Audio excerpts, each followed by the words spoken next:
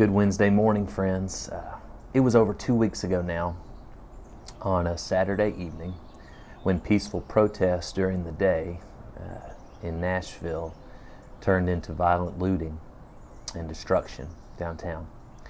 Businesses that I frequently walked by and into while working downtown for years, right there on television, getting vandalized by what seemed like a group of the protesters. Now, we later learned it was splinter groups not associated with the protests really at all. 2020 has been a mess. And maybe the pandemic is exacerbating everything else, including the racial unrest our country is experiencing. It seems to me, though, we are at a tipping point.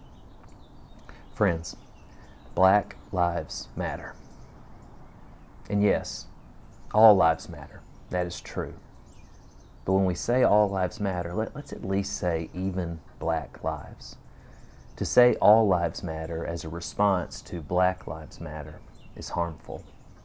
It's harmful because embedded in all lives matter for far too many Americans is the belief that all lives do not, in fact, matter equally. And Jesus lived and died for all people, period.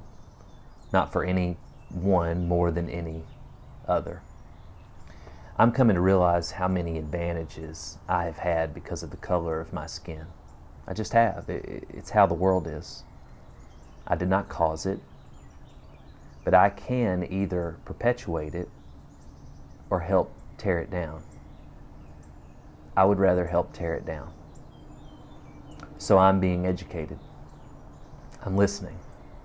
I probably will be for the rest of my life. Leslie Ann and I are seeking to learn more and more from those in our lives and from resources that they can send us toward, those who are in the less than equal category. Our particular prayer is that our children would have even less work to do than we have to do. That the world they live in will look even more like the world will ultimately be when God makes all things new. Maybe our children will live in a world with less inequality. I hope so. One of the best books that I have read that has helped me along in my education in matters of racial inequality is by Timothy B. Tyson. It's called The Blood of Emmett Till. Now, I was embarrassed that I was not really aware of Emmett's tragic story before I read this book. I got over that embarrassment and read it anyway.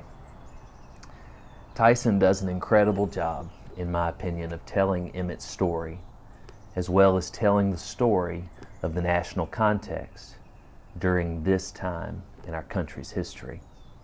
For instance, I had not gleaned from my American history classes that we asked our black countrymen to go off and fight in our wars, only to return home to a country where they would be actively rooted out of the voting process. Now, why didn't I learn that in school? Maybe it was not taught. Maybe it didn't sound important enough for me to hear when it was taught. I recommend this book to you too, if you feel God tugging at you to enlarge your education on the history of racism in America and how it still persists today. Yes, all lives matter, including Black lives. Thank you for allowing me to talk about difficult things with you, church. I don't have things figured out. We are all on a journey together, following Jesus, hopefully resembling Him a bit more each day.